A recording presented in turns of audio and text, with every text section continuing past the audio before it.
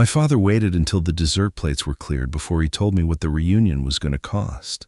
14 people sat around the private dining table at the Mariner's table. 13 of them were relatives I had not seen in 3 years. Between us were the remains of 2 seafood towers, whole lobsters, king crab dry-aged steaks, and 3 bottles of wine, expensive enough that my father would once have complained about the price for a month. I had ordered a salad and sparkling water. Richard Mercer folded his hands beside a black leather folder and smiled as though we were about to take a family photograph. "You're covering this right," he said. "After everything you owe us, one good night." Then he pushed a second folder toward me. Inside was a personal guarantee for a $230,000 loan to my brother Tyler's event company. Clipped behind it was a draft letter accusing me of using money from my grandmother's trust to finance a confidential transaction at North Line Hospitality, the restaurant group where I worked. Tyler tapped the letter with one finger. "Sign the guarantee and this stays in the family," he said. "Refuse, and the board, the bank, and every local reporter gets a copy tomorrow morning." My mother looked around the table before she looked at me. She had not invited 13 witnesses by accident. 3 weeks earlier, she had promised a small dinner. Just my parents, Tyler, my sister Paige, and me. No money, no arguments. A fresh start after 3 years of silence. Instead, they had ordered more than $4,000 of food before I arrived and attached an email to the reservation claiming I had authorized the charge to an executive hospitality account. I had not sent it.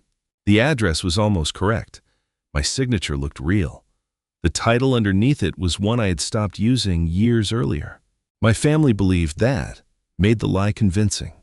They also believed they knew my position at Northline. They thought I was still a well-paid manager with access to generous company privileges. They did not know why the accusation in Tyler's folder could threaten far more than my job, or why I recognized the forged authorization before I had even taken my seat. Most of all, they believed the room itself would control me. They remembered the version of me who paid every bill rather than let anyone watch us argue. That woman had spent years learning how to disappear inside other people's emergencies. She was not sitting at that table anymore. I closed both folders and excused myself. My mother exhaled. Tyler leaned back. My father reached for the wine bottle. Every one of them thought I was walking to the register. I was actually walking toward Jordan Blake, the restaurant's general manager, to say 2 sentences that would return the bill to the person who had ordered it and preserve the first pieces of evidence in a much larger fraud. If you have ever been invited back into someone's life only to discover they had placed a price tag on your seat, stay with me. And subscribe to Family Secret Stories for more stories about the secrets families hide and the moment the truth finally reaches the table. But before I tell you what happened when my father's card reached the register, I need to take you back 3 weeks to the message that made me believe my family might finally want me instead of what I could provide. The message arrived at 10:17 on a Tuesday morning. My mother's name appeared on my phone for the first time in 3 years, followed by an invitation written so carefully that I could almost hear her revising it. She said she and my father had spent a long time reflecting. She wanted a quiet dinner at the Mariner's table with only the 5 of us, my parents, Tyler, Paige, and me. No discussion about loans, no pressure, no reliving the argument that had divided us. Just a chance to sit down together and begin healing. She never wrote we were wrong. She wrote there has been hurt on every side. Then she added the sentence she had used throughout my childhood whenever someone else's problem was about to become mine. Family does not let family drown. I was 34 and ran operations for 6 Northline restaurants. I could spot a manipulated invoice calm a dining room during a power failure and reorganize a kitchen before the first guest noticed anything was wrong. Still, that sentence made my chest tighten like I was 17 again, standing beside my mother at the kitchen counter while she explained why my paycheck needed to become the electric bill. I started working at 16 clearing plates at a neighborhood steakhouse. My first paycheck lasted 11 minutes. After the electric bill came my father's transmission. Paige's community college deposit, Tyler's rent, my mother's dental work, and dozens of emergencies described as temporary, private, and too urgent for questions. They praised me every time. Responsible. Mature. The one we can count on. I did not understand until much later that praise could become a job description. Restaurants rewarded the same reflex. I learned to refill a glass before a guest raised a hand and correct a payroll error before the employee discovered it. I moved from busser to host to server, shift manager, general manager, and regional operations director. I became good at preventing discomfort from reaching other people. I also became exhausted from standing between everyone and the consequences they needed to see. When Northline's founder decided to sell, the leading bidder was an investment firm planning to close 2 locations and cut experienced staff. I helped organize an employee and management buyout instead. The transaction was confidential while financing settled and ownership approvals moved through the bank. My family knew I was involved. They did not know how much I had risked or what role I would hold when the deal closed. I had emptied my savings, surrendered, deferred bonuses, signed a large personal loan, and pledged my condo as collateral.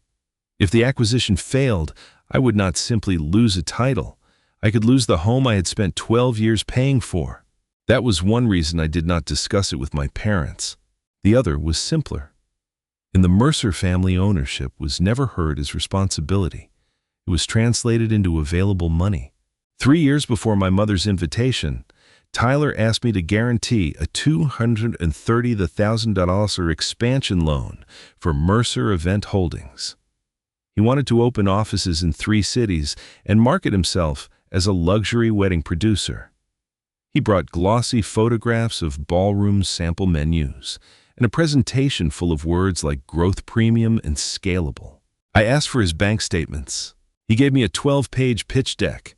I asked for customer deposits, outstanding vendor balances, signed contracts, and a cash flow forecast.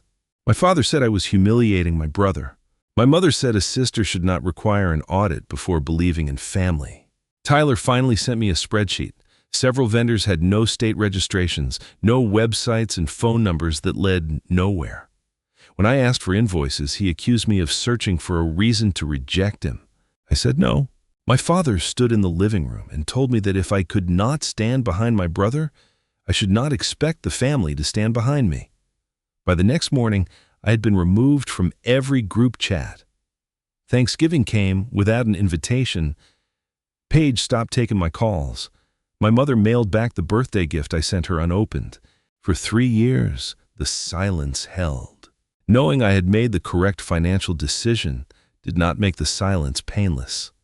During the first year, I kept my phone beside me through every holiday, waiting for someone to decide the punishment had lasted long enough. During the second, I stopped expecting an apology. During the third, I learned to let unanswered messages exist without treating them like emergencies I had to repair. A counselor helped me see my part in the pattern. I had not only helped my family, I had repeatedly removed the discomfort that might have forced them to change. I paid bills before they had to budget, solved crises before they had to admit them, and said yes so quickly that everyone eventually treated my agreement as automatic. I had taught them that guilt was a working form of currency. My mistake could not be corrected by paying more. It could only be corrected by stopping. Even so, I accepted the dinner invitation. Part of me wanted closure. Another part remembered my mother singing while she cooked my father, teaching me to drive in an empty school parking lot, Paige sleeping on my floor during thunderstorms, and Tyler once defending me from a boy who mocked my secondhand shoes. Those memories were real. I wanted to know whether the people inside them still existed. My colleague Margaret read the invitation and said, "The fact that she promised not to ask for money before you mention money should concern you." Jordan Blake, who managed the Mariners table, knew only that my family had reserved a private room. I did not warn him because I did not want to turn a possible reconciliation into a security operation before it began. I did set 3 rules for myself. Drive my own car. Drink no alcohol. Leave the moment anyone mentioned money or asked for a signature. I wrote the rules on the back of a parking receipt and placed it beside the gear shift. When I reached the restaurant, The parking lot broke the first promise my mother had made. I recognized 8 vehicles: my parents' sedan, Tyler's van, Paige's hatchback, Aunt Denise's SUV, and 4 cars belonging to cousins and their spouses. There could not be 5 people inside that room. I sat in my car for almost 2 minutes. The smart decision was to leave. But I was tired of confusing escape with control. I wanted to walk into the room, see what they had built, and choose my response while looking directly at it. The hostess led me to the private dining room. 13 relatives were already seated around a table set for 14. The only empty chair faced my father at the opposite end. 2 seafood towers filled the center. Whole lobsters rested beside king crab legs and oysters. Plates of dry-aged steak had already been ordered. 3 wine bottles stood open, and the dessert order had been submitted before I entered the building. Everyone stood and applauded. A private reconciliation does not require an audience. My mother hugged me first. She said the guest list had simply grown once people heard I was coming. Tyler told me to relax. Paige raised her wine glass but did not meet my eyes. Jordan approached before I sat down. "Could I speak with you for a moment?" he asked. Near the service station, he showed me the reservation note. It instructed the restaurant to transfer all food and beverage charges to my executive hospitality account. An email bearing my name was attached as authorization. I had not sent it. The sender's domain differed from Northline's by 1 letter. My signature was a clean image rather than a verified digital signature. Beneath it was the title Regional Operations Director, which I had stopped using years earlier. Jordan explained that the note did not automatically move the charge. The account required final approval from me or the finance department.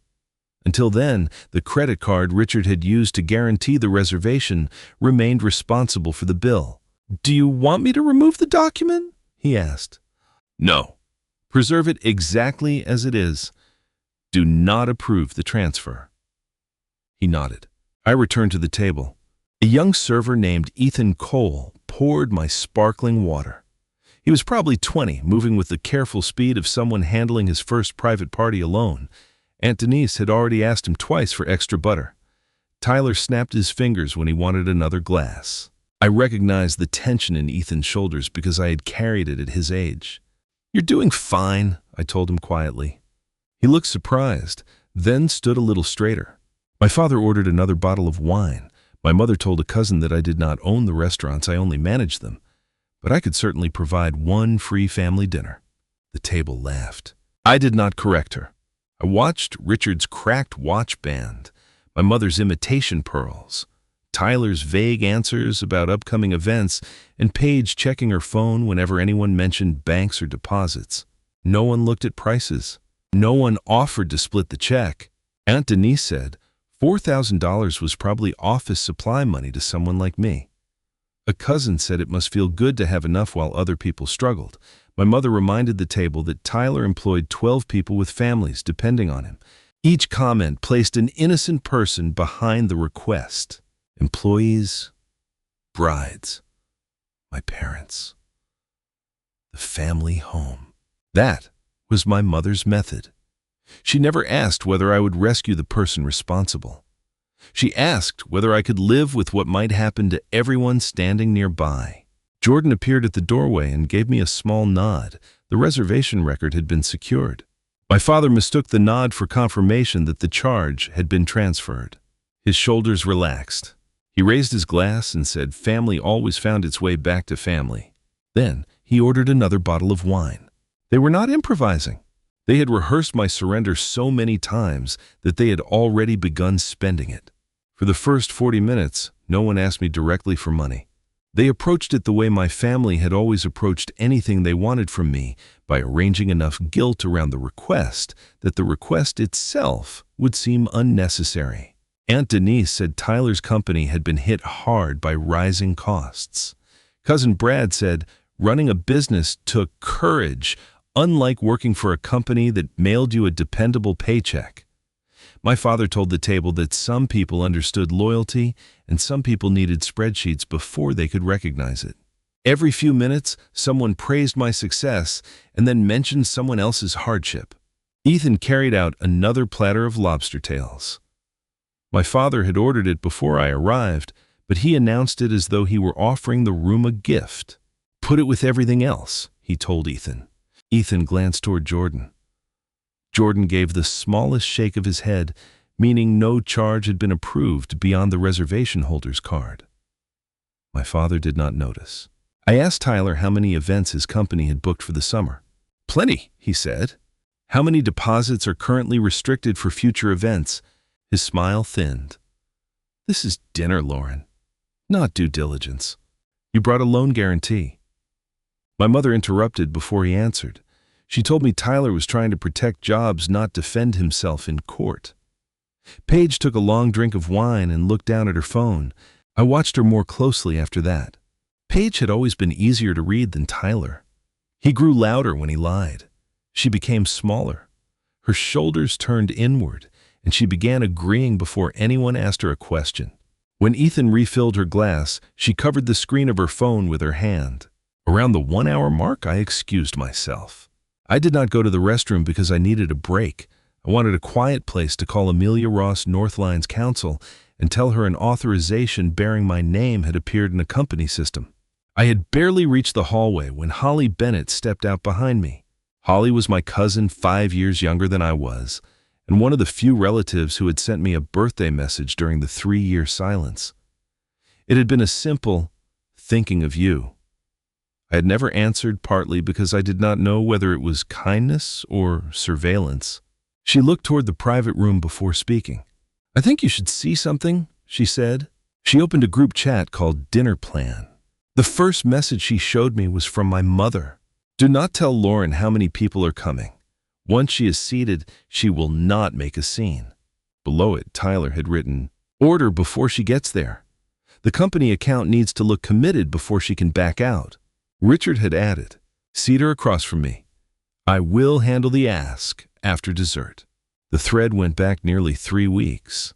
My mother had coordinated the guest list. Paige had confirmed the private room minimum and told everyone the bill was handled. Tyler instructed relatives to mention my salary Northline and the jobs his company supported. No one was supposed to offer to split the check until after I agreed to the loan. Then, Holly played a voice message from my mother. "Lauren will pay. She would rather lose money than let a room full of people watch her refuse family." The hallway seemed to narrow around me. It was not the amount that hurt. I had spent more than $4,000 solving family problems over the years. It was the precision. My mother had taken the fear I spent years trying to unlearn and built the seating plan around it. "Did you know about the email?" I asked Holly. "No. Paige told us you had already approved dinner. I asked why you had not chosen the menu yourself. She said it was a surprise." "Why are you showing me this now?" Holly swallowed. "Because when you walked in, you did not look surprised by the people. You looked like someone had used your name without permission. And because I gave Paige cash for my soup before you arrived. She handed it back and said, 'No one should complicate the plan.'" I asked Holly to preserve the entire chat and forward an export to Amelia's secure address. I did not promise that doing so would protect her from every consequence. I promised only that cooperation before she was forced would be accurately recorded. She nodded. Before we returned, I called Amelia. I gave her the facts without describing what I felt. False authorization wrong. Domain, old signature, hidden guest count. Planned pressure loan documents and a group chat that might establish intent. "Do not accuse anyone at the table of a crime," she said. "Preserve the records. Pay only what you authorized. Let the system tell us what happened." That was one reason I trusted Amelia. She never confused certainty with proof. I returned to my seat carrying information no one knew I had. The family conversation continued as though the hallway had not changed the evening. Aunt Denise complained about property taxes. Cousin Brad described a vacation he had recently taken and then said, "My parents deserved similar comfort after everything they had sacrificed." My father cut another piece of steak and asked whether Northline's acquisition had made me comfortable. It made me responsible, I said. He laughed. Same thing if you do it right. I asked him how his equipment supply business was doing. His knife stopped for half a second. Slower quarter. Nothing serious. Are the credit lines current? My mother answered for him. Your father does not need to explain his finances at dinner. Tyler wants my signature on his. Tyler leaned forward. Because your signature opens doors. That is what family is supposed to do for each other. What happened to the vendors I could not verify 3 years ago? They were subcontractors. Then there should be invoices. Paige spoke before he could stop her. Why are you acting like this is optional? The authorization is already in the system. The table went still for less than 2 seconds. My mother looked at Paige with the sharp disappointment of a director watching an actor miss a cue. Tyler recovered first. She means dinner, he said. Not the loan. I looked at Paige. Who uploaded the authorization? Her face drained. My father struck the table lightly with 2 fingers. Enough? You always turn everything into an interrogation. I let the question remain unanswered. People often reveal more while escaping a question than they do while answering it. Ethan arrived with the desserts that had been ordered before I came. Chocolate soufflés, creme brulee, and a large baked Alaska my father called the family one. His hands were full, and Tyler moved his chair back without looking, nearly catching Ethan behind the knees. I steadied one of the plates before it fell. Sorry, Ethan whispered. You have nothing to apologize for. He looked at me for a moment, and I remembered myself at 19 carrying 4 hot plates while adults argued over a bill they had always intended someone else to pay. That younger version of me would have covered the entire table. She would have smiled while doing it, driven home in silence, and called the humiliation generosity. I had spent too much time becoming someone else to abandon her now. My father waited until everyone had dessert. Then he placed the black folder in front of me. Tonight is the first step, he said. You take care of this, then we talk about helping Tyler through the summer. Inside was the $230,000 guarantee I had refused 3 years earlier, updated with a new lender and a shorter repayment period. Another document described me as a strategic advisor to Mercer Event Holdings. Signing it would have tied my professional reputation to Tyler's company. Behind those papers was the draft letter to Northline's board and bank. It accused me of using family trust money to fund the acquisition, failing to disclose the source, and misusing an executive dining account for a personal event. A cropped financial table showed transfers beside my name. I recognized the table format. Tyler had used a similar spreadsheet when he first asked for my guarantee.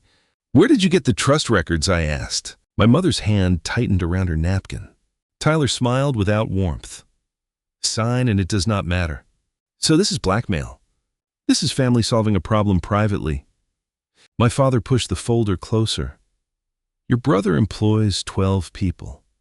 Your mother and I have put everything we have into keeping his company alive. You can stop this from becoming ugly. By signing a loan I have not reviewed. By trusting us once. You brought 13 relatives because trust was not enough. Aunt Denise said my father was only asking for help. Cousin Brad said no one should use legal words at a family dinner. My mother reached across the table and covered my hand. You used what this family gave you to become successful, she said.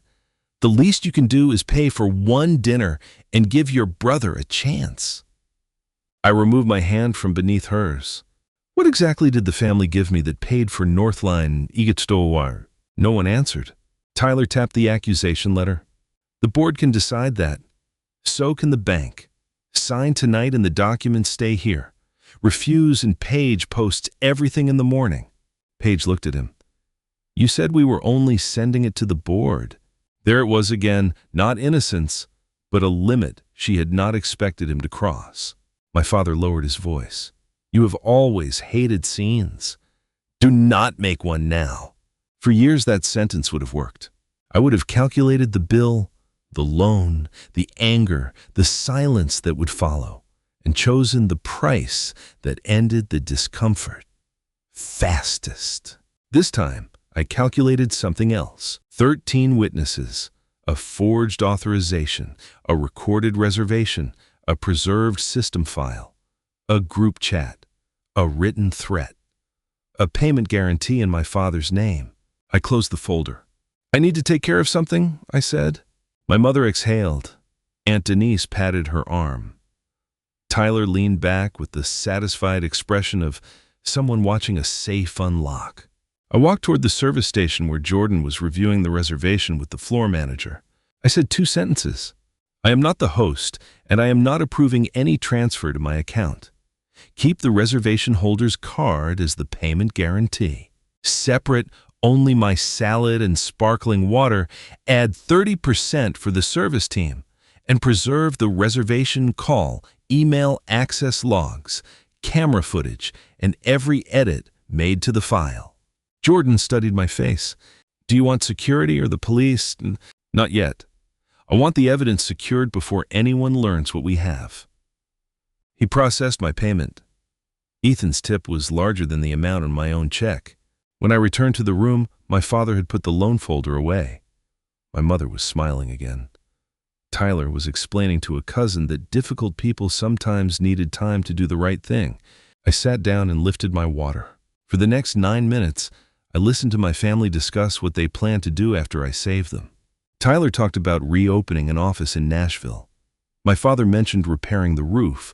My mother said perhaps the family could finally take the beach trip they had postponed. Paige said nothing.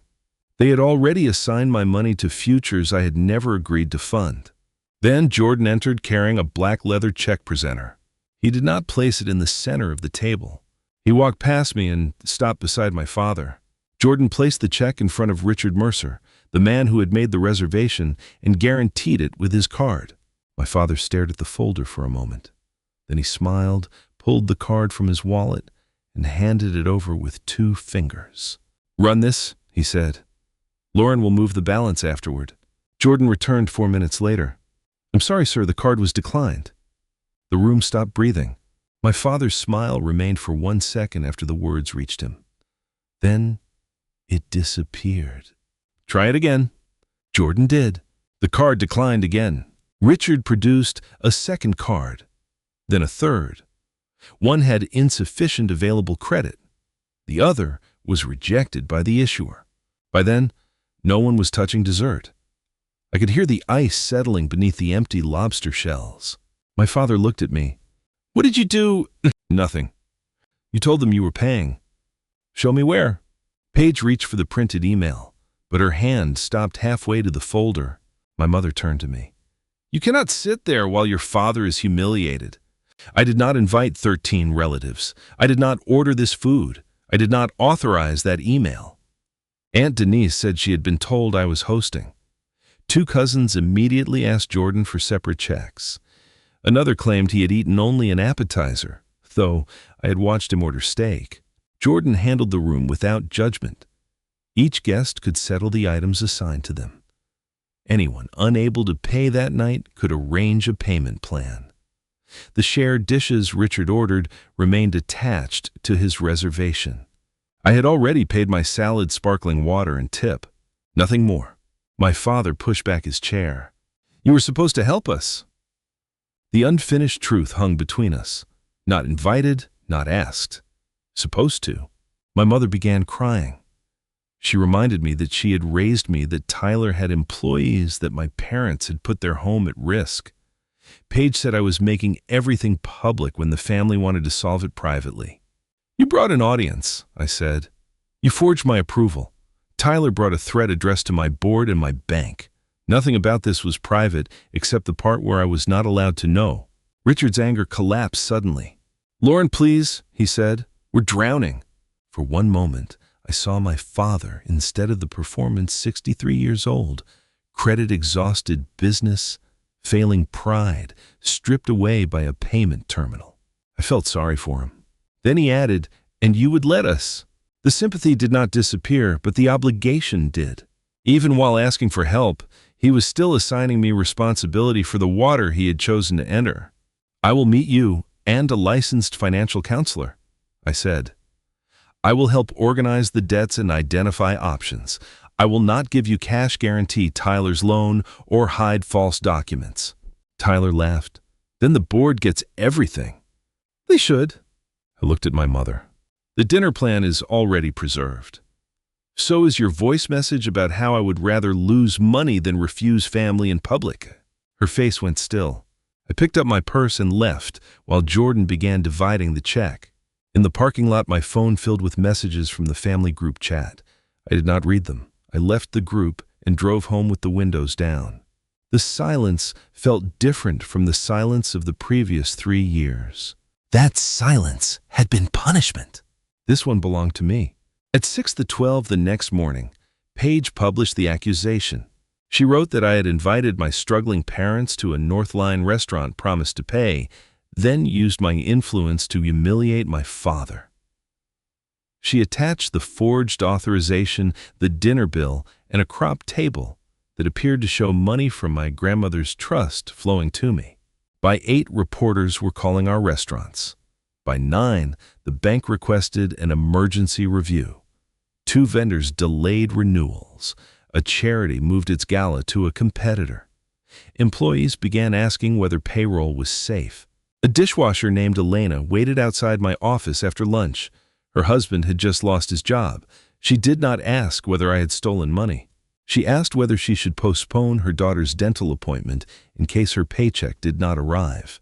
That question hurt more than every accusation online. I drafted a temporary resignation that night. I thought removing myself would protect Northline. Margaret Ellis, who represented the Employee Ownership Trust, read it the next morning and placed it face down. "Are you leaving because it helps the company?" she asked. "Or because disappearing is how you keep other people from having to stand beside you?" I withdrew the letter and requested an independent investigation instead. At the emergency board meeting, Amelia Ross disclosed what my family, and until then the audience hearing my story, did not know. Harbor Ridge Partners held Northline's largest voting block. I was Harbor Ridge's controlling member. The Employee Trust was the second largest partner. I had financed my position through savings, deferred compensation seller credit, a bank loan, and my condo as collateral. My shares were pledged, my distributions were restricted. I was not secretly rich, and I could not use Northline like a personal wallet. But I was legally responsible for protecting the account my family had tried to use. The reveal did not clear me. Amelia said that first. Authority was not innocence. So we separated the questions where my acquisition money came from and who created the false story. The evidence arrived in 4 layers. First, the Mariner's table had recorded Richard's reservation call. He asked staff to hide the guest count, seat me opposite him, order before I arrived, and wait until dessert to present the bill.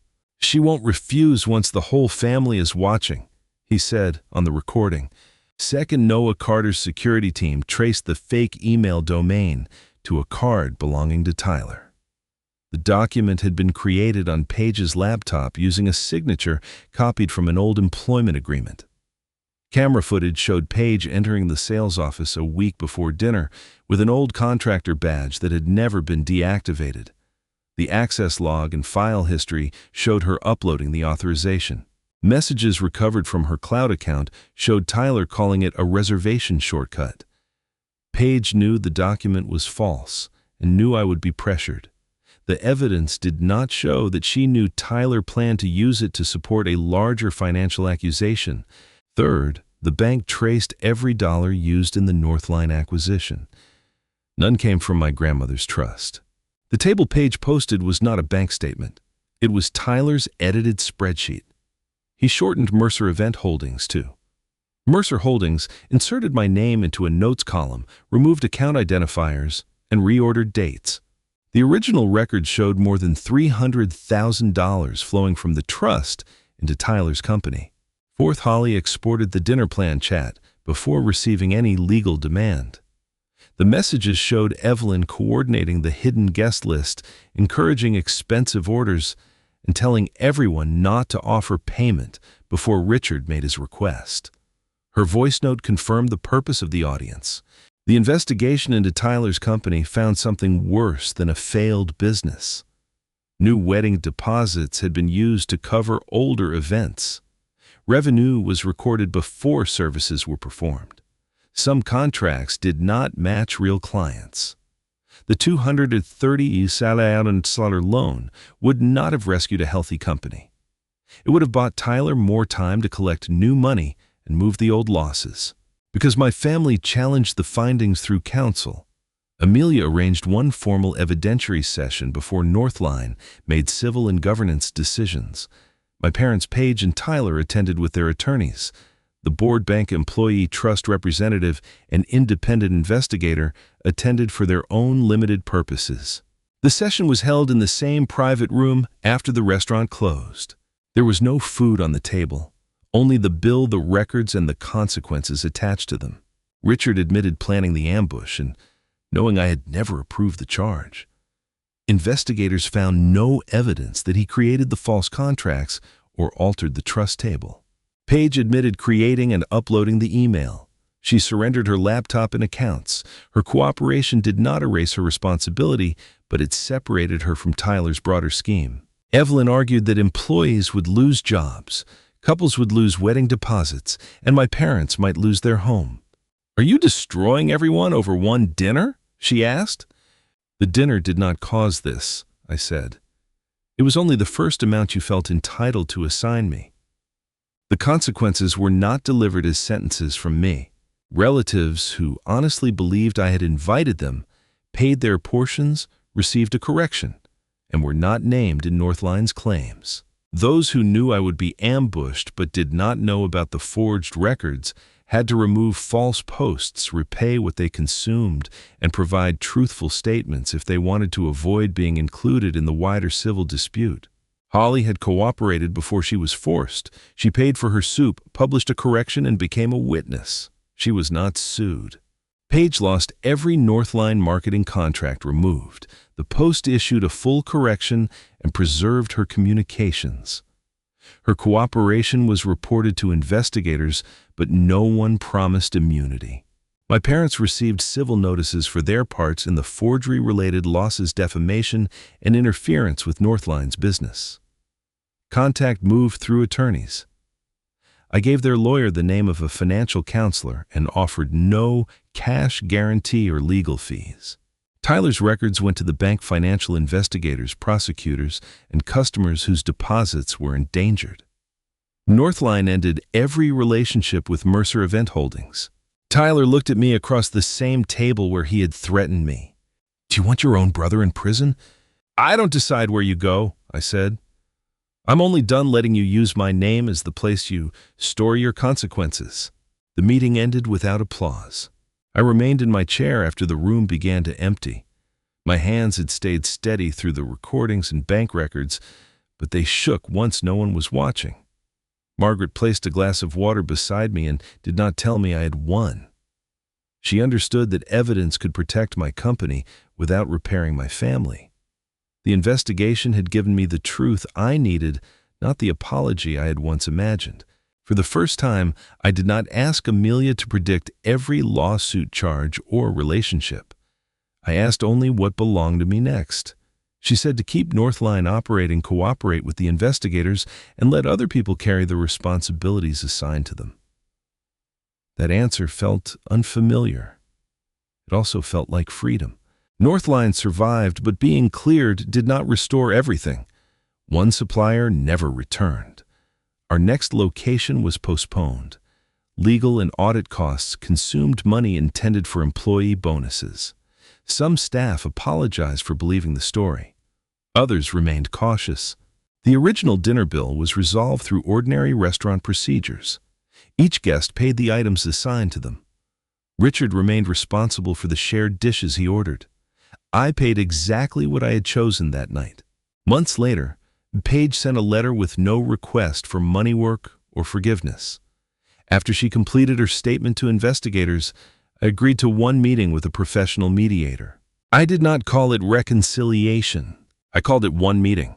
My father initially refused financial counseling.